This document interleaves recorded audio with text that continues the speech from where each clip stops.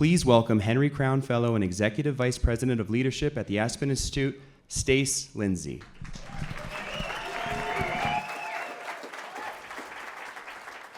Hello. This is one of the best parts of my year every year, to meet the McNulty laureates and have an opportunity to understand their stories. I was struck this morning by General Wesley's observation about leadership. He said leadership is the one discipline where you need no qualification and the journey never ends. And in so many ways, I think that is true. And I've been reflecting on what we understand leadership to be. And before we get into this panel, I just want to share a thought from Margaret Wheatley, one of my favorite thinkers on this topic.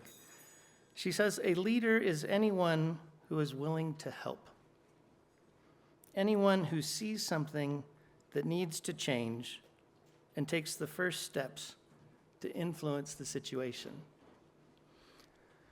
Aspen often gets accused of being an organization where the elites come into the mountains and contemplate the good society.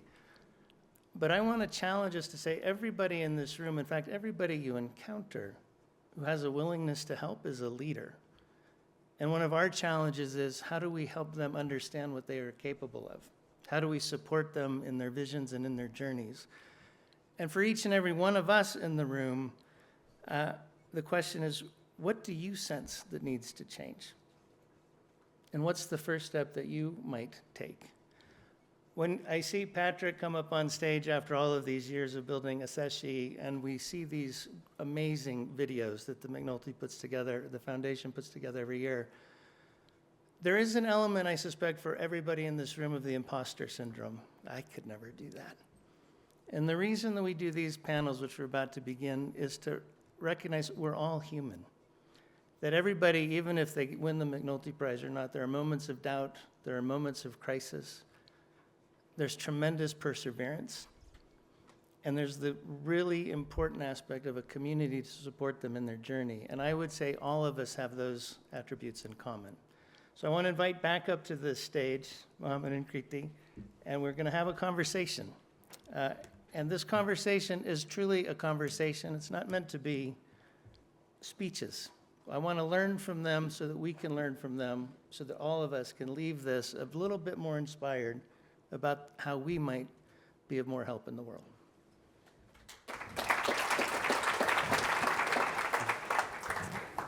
So, welcome. Thank you. And congratulations. Thank you. Something that didn't come through, maybe it came through a little bit on the video, but each of you had a remarkable experience in the United States. Mohamed, you left Mogadishu when you were 9, moved to Ohio, received a degree in Ohio, became a lawyer, was practicing law. You did not return back to Somalia until you were in your 30s to do the work that you're doing.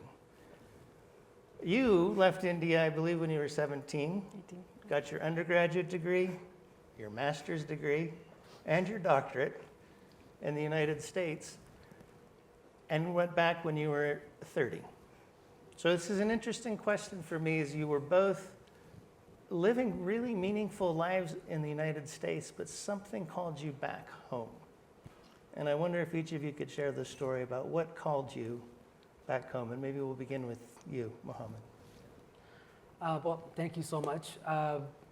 So I think growing up in Ohio, my parents and my grandmother would always tell stories of Mogadishu and the way it was, and so I would constantly hear stories of my country in Somalia, and so I constantly felt this pull to kind of go back and see what it looked like. And so I grew up in Ohio. I went to college there and then went to law school in Boston.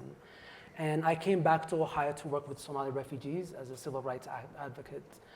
And at the time, Hillary Clinton was Secretary of State. And she recognized my organization and my work in Columbus, Ohio, as one of Muslim Americans making a difference. And at the time, they were starting a program in several embassies across the world, engaging young people in Muslim-majority countries. They didn't have an embassy in Mogadishu, so they said, you're the only Somali we know in our network. Would you be interested in going back and maybe identifying 20 young people and providing them support? And that was my first time back in Somalia. It was a 2-week visit, and it really was transformational because I remember some very early childhood memories of Mogadishu. And when I arrived, I went through a security checkpoint. I had my camera, and the first welcome I received was there was a guard who immediately pointed his gun at me because I had a camera. So it was a very jarring experience, but I met so many amazing young people that were doing amazing work, and there was this sense of hope for the future. And those 2 weeks really, really changed me because I remember standing before my childhood home, looking kind of at the bullet holes and thinking, this could have been my story. If not by chance, I would still be here. I had family members and even childhood friends that never left, that became involved in gangs. And it was really kind of that thought that forced me to say, okay, let me give back. And I went back to the US and started this program, Itfin, as a side project. And it slowly but surely took over my life. And then I decided, okay, let me go back. And let me ask you, when you were back visiting your childhood home, Dar opened the session this morning with the word imagination. I'm curious what was going on inside of you that would lead you to come back and say, actually, I need to spend more time doing this work? How did imagination play into that? Honestly, it was imagining that I had never left and the kind of life I would have led.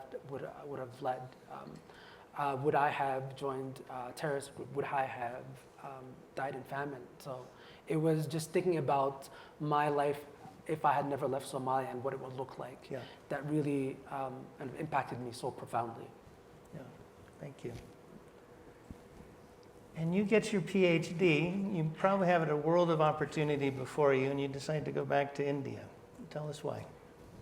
So I think, I found my calling to be a conservation scientist when I was 22. Yale sent me to India to do a research project.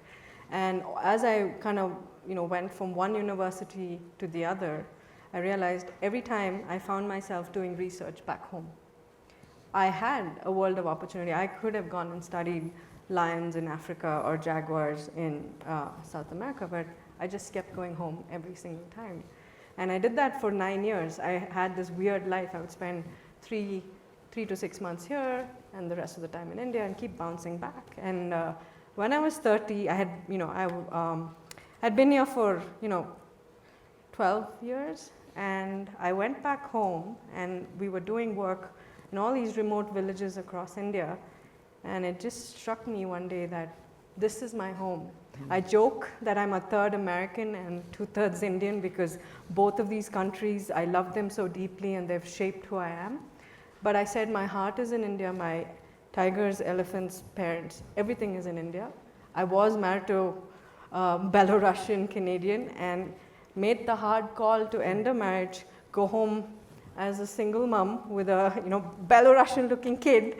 And then I met my fantastic husband Avinash, who's here, and we built this blended family.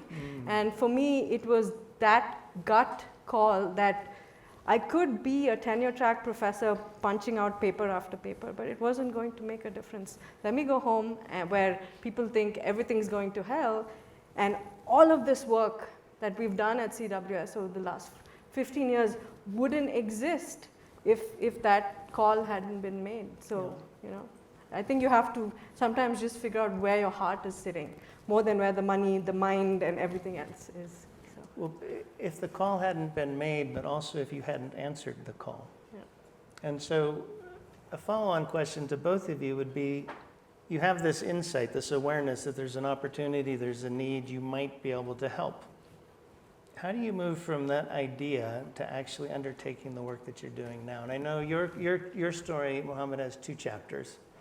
Your first chapter was an insight that this violence is rooted in lack of economic opportunity. And so you spend many years addressing that problem. But what moving from the insight to actually launching an initiative in Somalia to do that, tell us about your journey there. It was really by necessity. So yeah, we started our entrepreneurship and vocational training program as a side project, and it slowly but surely kind of grew.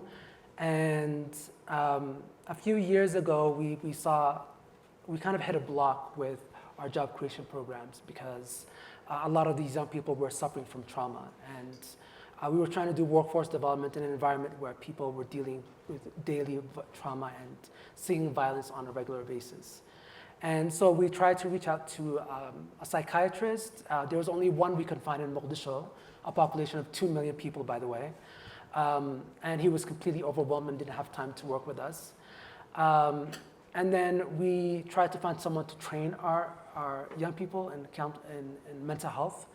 We couldn't find anyone. So one day I actually looked online and I found this Somali American mental health expert in Minnesota, and I just sent her a LinkedIn message and I just said, we need help. And she said, okay, well, the first thing you need to do is figure out what you're doing, what's going on. So she did an assessment where she assessed the mental health indicators of all of the young people in our classroom, where we found this incredible insight where like 25% were suffering from PTSD. And so we couldn't find counselors, so we trained them ourselves. So we created a mental health workforce development program, and we certified over 100 mental health professionals across the country. Yeah. And yeah, so it was because I started focusing on creating one job opportunity. And I want to back you up just a little from our conversation yesterday. So it starts as a technical solution. We see a problem, it's economic inequality, lack of opportunity. We're going to mobilize resources and fix that. Yeah. And you began recognizing people didn't show up. But then something happened to you personally. You had an experience, a traumatic experience as you described it. And I think this is an important part of the story, if you wouldn't mind sharing as well. Yeah, so I was visiting for a meeting in a town in southern Somalia. And so on our way to meet some colleagues on tour at a hotel, on our way there, the hotel was bombed and terrorists attacked the hotel, and 2 of our colleagues were killed, who I had appointments with and was heading toward the hotel to meet with them.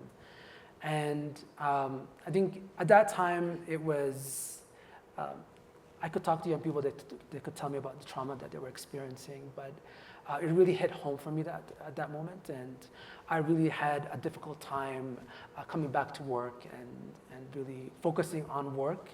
And I had the luxury of having an American passport and going to the US and meeting with a therapist and kind of dealing with this trauma. But a lot of the young people would see this on a regular basis. Yeah. And they didn't have that luxury of just going abroad. And so the idea was, why don't we build a low-cost system in Somalia where anyone has access to mental health care? Yeah. Thank you for sharing that. A tremendous pivot in your strategy, but I think you could say based both on your observation and your experience. Yeah, and people are often confused. They say, are you an economic development organization or a health organization? And I just say, yes. Yes, absolutely. And so thinking about your own journey, when you get back and you begin working, you're now working in 7,000 villages in this delicate place where, you refer to them as non-human? Non-humans. Non-humans encounter humans. And tell us a bit about, there's clear trauma in Mogadishu, but there's also clear trauma in the villages we work in. There's deep trauma here. Right? Yeah. And I think that's what we kind of share in common, is that we work with people who are directly on the front lines of something. What the something is different, but so when we had done all this work on understanding human-wildlife conflict, the first thing that kind of stood out about India was like, unlike most governments in the world, India actually had a compensation system in place where if you filed a claim, like an insurance claim, you would get money back for your losses. Never complete, but something. When you're that poor, every rupee matters to you, right? So we came up with this idea that, let's have a toll-free number, let's circulate it in all of these villages, will people call? And they started to call in a culture where we don't leave voice messages, right? And we started with 2 parks and maybe 50 villages in the beginning. Today we will be in 30 parks by the end of the year, and these 7,000 villages, right? So the first was get to where somebody has lost crops or had a goat killed or unfortunately in a actually serious injury situation. Help them overcome that initial shock to the system. And then what, right? And then we realized that's not going to cut it. You need to do much more, right? So then we got into education. We went into all of the rural schools abutting these parks. And you ask these kids about, giraffes and kangaroos. They know about it because they're watching it on Discovery or Nat Geo, but they don't know about lion-tailed macaques. They don't know about gaur. They don't know about Indian animals. And we started to use the experiential education model to get these kids to celebrate our animals, right? And then COVID hits, and we realized, we've got to get frontline staff, which is forest guards on the ground, health workers who work in primary health centers, understand not just about conflict but disease spread, because like COVID, there are 5 other diseases in the Western Ghats which can jump from people to animals and can all become pandemics if you don't keep an eye on them. So suddenly a wildlife conservation organization found itself from just doing wildlife research to education, to health, and then now livelihoods of how do you support farmers on the ground, rebuild their lives. And because these are not 1 or 2 people, there are millions of people living next to these parks. They can't move. Where are they going to go? So this is a chronic problem. We have people calling us 100 times in the last 10 years, and we've gone 100 times. That builds faith. It builds confidence that it's no longer it's your animal, it's all our animal. And then you have to change the narrative on that. Have either of you had critics? Yeah. Yeah. How do you learn? I'm thinking of Layla in the video, who I would love to have had on this stage with us, but all 3 of you are doing what seems impossible. And I can imagine a lot of people saying it's naive and idealistic. That sounds familiar, doesn't it, Patrick? How do you respond to your critics? Or I guess less how do you respond to your critics and more how do you learn to trust your instincts? We talked this morning about your moral courage and your moral compass. How do you not listen to the critics and stay true to yourself? I mean, I think for me, the reaction when I decided to go back was disbelief, both from my family and friends in the US and my family and friends in Somalia when I decided to come back. I remember, I think it must have been the 2nd or 3rd year I was in Somalia. Someone called me Adam, and I just said, oh no, my name is Mohamed. And through the conversation, I found out that there's a nickname for people who come back from the US or Europe to Somalia and move back. Adam, because he's left heaven and fallen down. And they said, why would Adam come back here?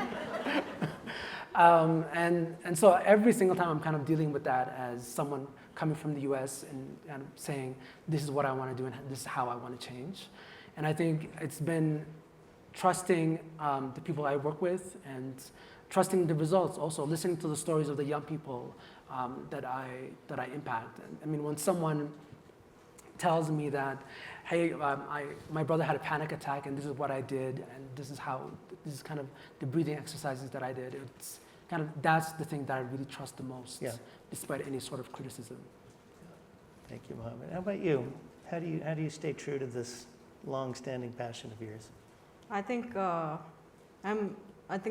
criticism is you're too bold, you're too ambitious. 1 village is okay, 10 villages is okay. Why are you always aspiring to 1,000 villages, 1 million people? But if you're from India, we have a joke that if you have a solution that doesn't reach at least 1 million people, you can't even talk about it to anybody, right? And India is literally on the edge of trying to hold on to these extraordinary animals. We have just 5% of land left for wildlife. The US has 15%, Costa Rica, Bhutan have 30%, and all the other countries kind of fall on that spectrum. China's at 15, but they're aiming for 25%, and I'm very confident they'll get there too, right? So what kind of solutions do we need to accelerate? And that is the primary driver between let's do this faster, bigger, quicker, And you come to Aspen and you're kind of taught to hold and center yourself. And so it's very contradictory to my personality. I think I'm doing a better job of trying to do both now. Yeah. Thank you. We have time just for a few questions. We'd love to, should be a couple mic runners out here. If you have a question or two, we would love to hear them for either of our laureates here. I've got dozens more if you don't have any, but anybody have a pressing question? There's two hands there. Okay. And if you wouldn't mind just standing up and stating your name, that would be great. Hi, I'm Patrice McMahon. I'm from Minerva University. What kind of advice do you give to young people about your journeys or what you've learned about your experiences? Thank you. Is there another question? We'll take a couple questions if there's anybody else. Brett, here in the middle. Raise your hand again, Brett, so they can see you. I can just shout and repeat it. Well, I think they're recording this, so Brett, we need this question well articulated for posterity. Hi, Brett Jenks, friend of Stace's. That's my claim to fame. Super quick question. Have you thought about parametric insurance for people in those situations and if not, we could help? No, we have thought about it. It's very complicated. Happy to pick your brain. I'm coming after you. Okay. And we have one more question over here in the corner, if we can.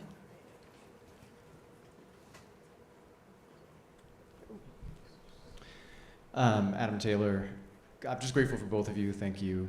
For Mohamed in particular, you referenced, I think, a desire to expand and share your model with other parts of the world, particularly where conflict is endemic or is particularly pervasive. And I'm just kind of curious where you are in that and how maybe someone in this room, maybe myself, could help support that. Okay, so thank you. So 2 questions there. One more. Hello, thank you so much for your insights. I'm Lisa. I'm a Minerva University student as well, and I'm wondering what are some of the main challenges that you're facing in your careers. And speaking of your accomplishments, I was wondering, looking back at them, what are some things that perhaps you would do differently? Like, what are some things that you have learned that young people, I would follow up, would find them useful? Thank you. Great. Okay. The floor is yours. We've got 3 questions outstanding. So I think maybe the advice to young people, I think there is no straight path, and success may not look like what you envision.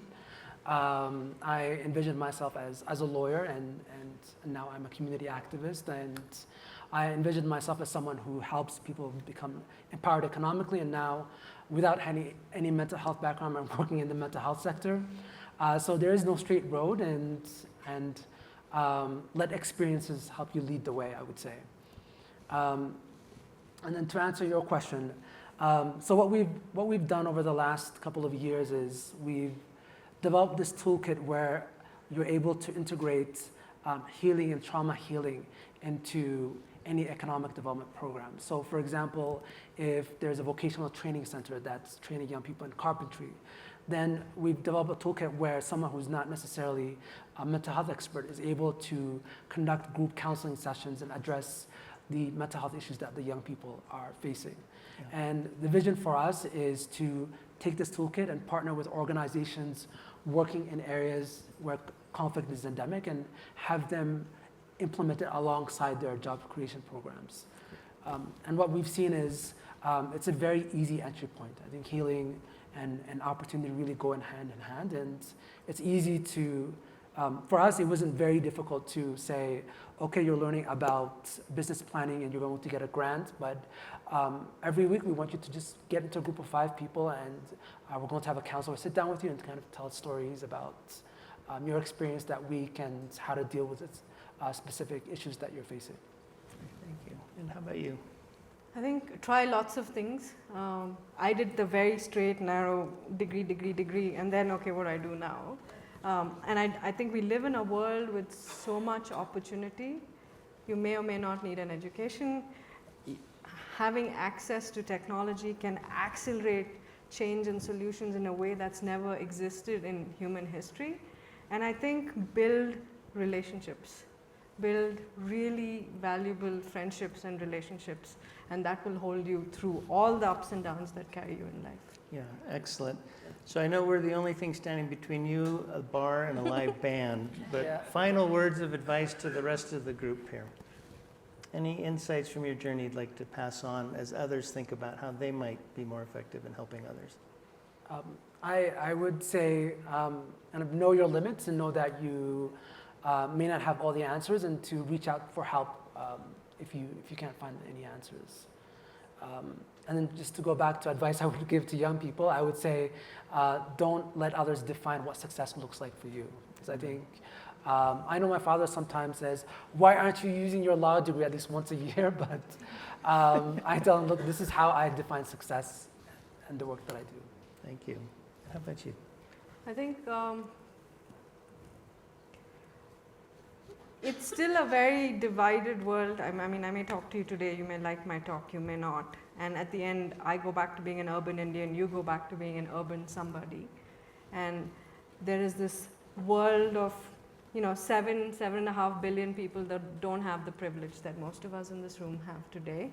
And I want the power of this room not to be pessimistic. There's 100,000 things going wrong, but if each of us did 1 or 10 things today, it will make a difference. And never underestimate the human power sitting in this room today. Amen.